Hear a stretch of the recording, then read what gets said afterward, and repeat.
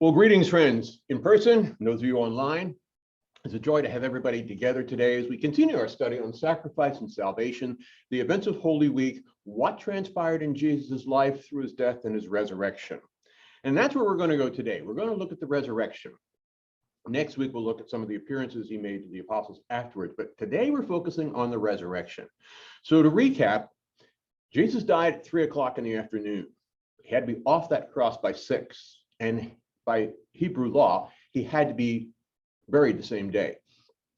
So Joseph of Arimathea, one of the members of the Sanhedrin, the Jewish council, went to Pilate and asked to take Jesus's body, and he gave it to him. So when they took all the prisoners down off the cross, he was there. Nicodemus, the other member of the Sanhedrin who had met Jesus secretly at night, he came along and assisted. They had purchased, I think it says 100 pounds of aloes or spices. So they prepared the body, wrapped it up with their servants' assistants. They took it to the body to a new tomb, and the stone was rolled over the front of it to close it. Now, when that stone is rolled in place, there's a little dip in the track that it comes down, and that's what locks it in place. And it's going to take a lot of muscle to move it out of the way again, to open it. That's how it's made secure. So on this morning, so he's buried on Friday. He's in a tomb on Saturday, and on the third day, the women come to the tomb. Now, apparently they are unaware that all this preparation had been done by Joseph and Nicodemus, because they are bringing spices to anoint the body as well. So we don't know why. Maybe they weren't in communication, they didn't have the opportunity, but this is the day after the Sabbath, so they're coming now to fulfill their obligation to their beloved friend. Meanwhile, the priests have gone back to Pilate and said, this guy said he was going to rise on the third day. So we think his disciples are going to come and try to steal his body and tell people that, something miraculous has happened. And so he says, all right, you've got a guard, make it secure. So they put a seal on the tomb, and wax seal to mark it, saying, do not touch. And then we're told that sometime in the night or early morning, there's an earthquake. The guards faint and the stone is rolled away. So after the guards recover, they look and, oh dear, we're in deep kimchi. Somebody's taken the body, and they were supposed to prevent that. So they take off.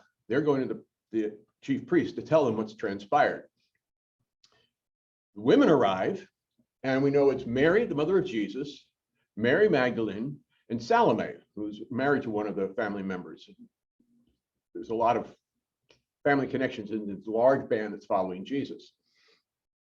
When they come to the tomb, they're asking, how are we going to get that stone out of the way? Who's going to move it for us? They appear unaware that the guards were there. But when they arrive, they're shocked with the discovery that it's open, and when they look inside, the body's gone. So what do you conclude? Somebody stole the body, because Jesus is dead, as far as they know. And they run back and tell the apostles, and they tell John, they tell Peter, and they wake up and in shock race to the tomb. John outruns Peter, we're told, and he got there first, and he peers in. Then up comes Peter, and he runs inside to see what's going on. And when he gets in there, he sees the grave cloths undisturbed. If somebody had taken the body out, they would have had to unwrap all this bandage, this linen that they had wrapped him in. But it's like he just slipped out or evaporated through it. So they cannot figure out what's going on. And they are totally baffled by this. But John remembers him talking about, I will rise on the third day. After 3 days, I will rise again. So Peter's baffled, John's confused, and Mary's traumatized. The two disciples go back to tell the others what's transpired, and Mary remains behind. Now, she is overwhelmed. We tend to think of this Mary Magdalene, we tend to think of her as kind of reserved, but you can imagine the shock and the horror when you get there and your beloved teacher's body is missing. Not only that, but how in the world did that stone get moved out of the way? And she sees an angel is in there when she looks back in. She says, you were seeking Jesus, but he is not here. see the place where they laid him. He's going ahead of you to tell the apostles, tell my brothers, I'm going ahead of you to Galilee and I will see you there. So Mary's trying to process all this and it's making no sense to her at all. And she turns and as she's coming out the door of the tomb, there's somebody standing there. Now she doesn't recognize the person. Why not?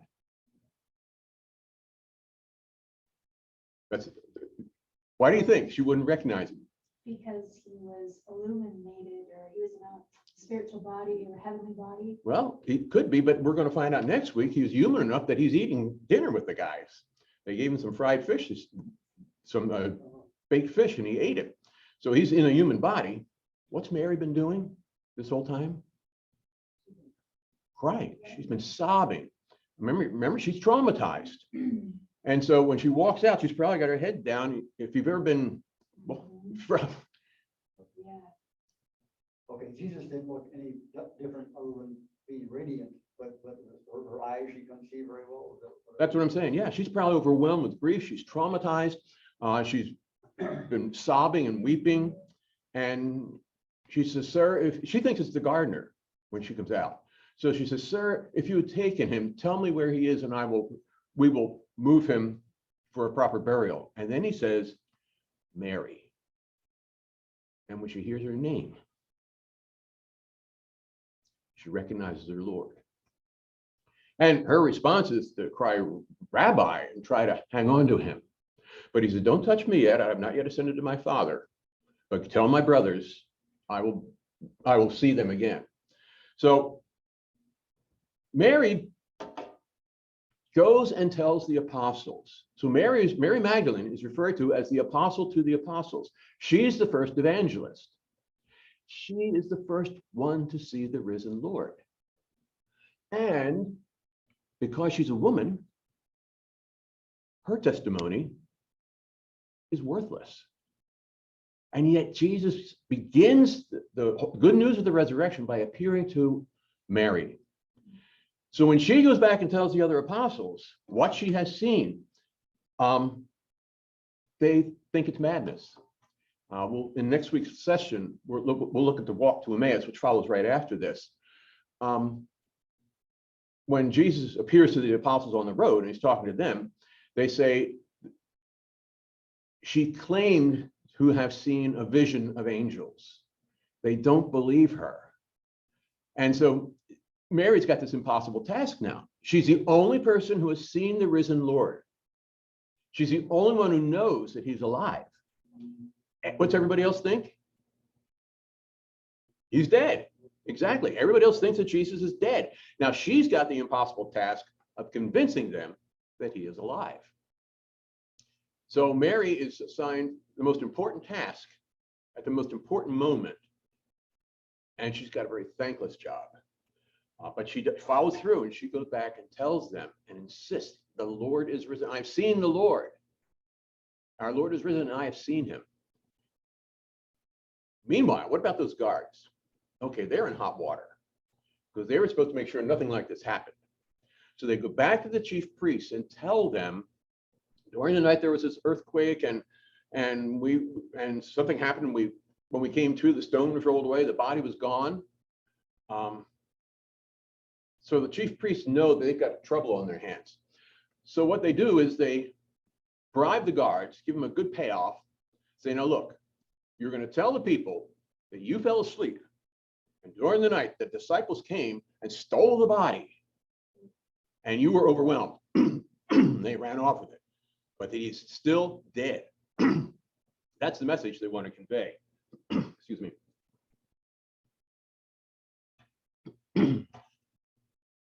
So they give them the payoff and tell them, put the story out there. You fell asleep. They stole the body. End of story. He's still dead. And John tells us, and that is still promulgated among the Jews to this day. You know, John writes his gospel the latest. Mark is the earliest. And then Matthew and Luke in between. But they're all written before 70 AD, before the destruction of Jerusalem and the destruction of the temple. But he says the story is still passed around among the Jews to this day that that's what happened. There was nothing miraculous that took place. But there's still the problem of the empty tomb. And the grave clothes that are undisturbed and the stone moved away. How'd all this happen? That's the miracle, and that's the power of the resurrection. Yeah. When Mary looked in, so that, did the angel say he is risen? Is that, where did that come? I know this is the one time I walked out without my Bible. Here, Kelly, let me borrow yours. Let's see what he says to him. That's what I'll say Easter morning.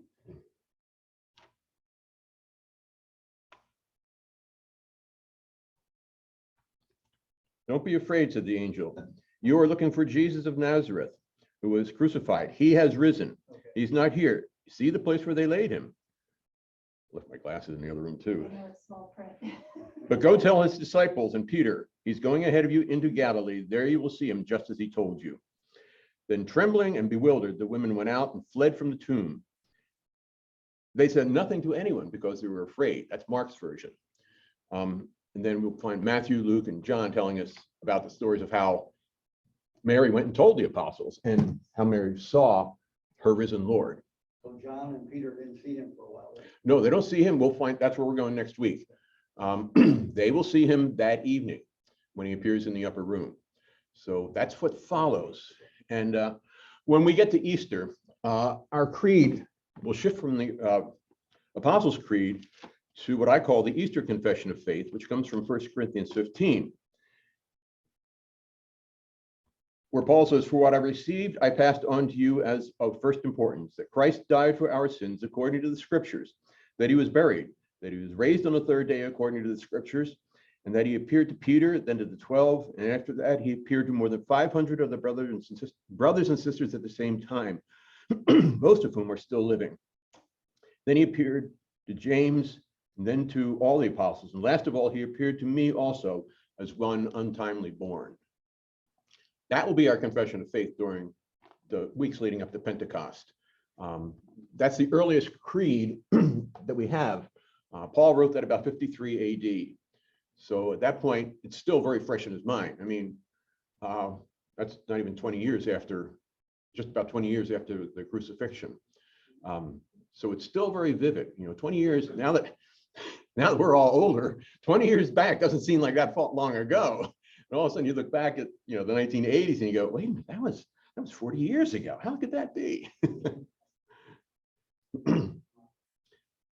What other thoughts do you have as we look at this empty tomb?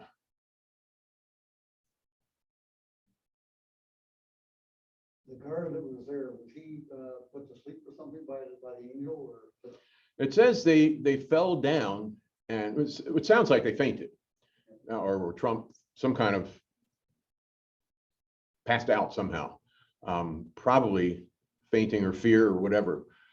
But the old King James, I remember, it says they fell down and became like dead men, literally passed out. And when they come to, oh dear, we're in trouble. Oh, look what's happened. And they have no idea what transpired. For that matter, the women don't know. It's only when the angels start telling them and Jesus starts appearing that they will be able to make sense of it. So it must have been an awful long day, that first Easter morning, for everybody. Oh, he still had the scars of.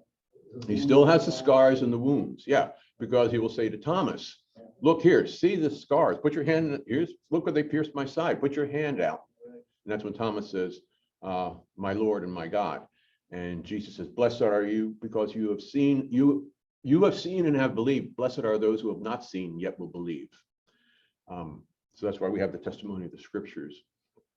These are written down because everybody passed all this around word of mouth, because that was the way you passed news at that time.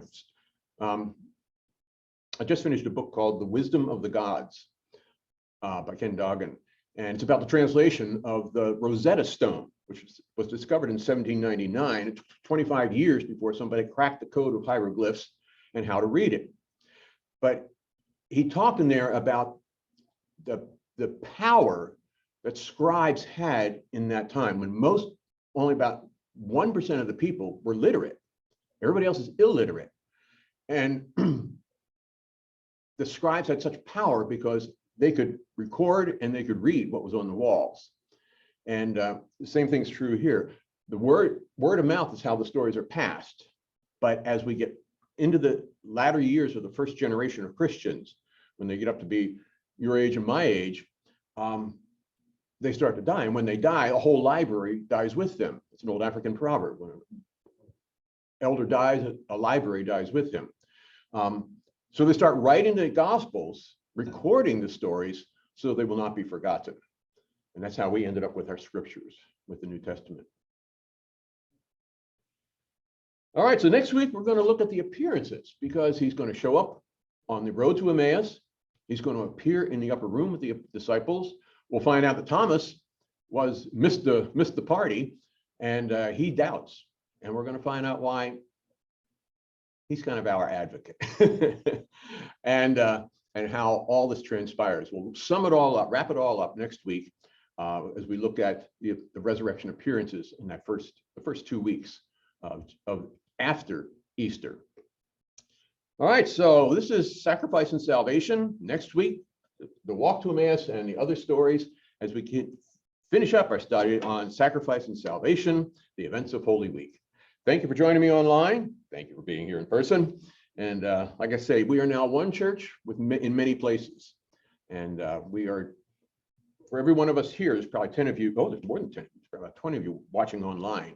So thank you for your support and for being part of the study with us. To all of you, may God bless you and have a wonderful day. And we'll see you back here next week as we can wrap up our series on sacrifice and salvation.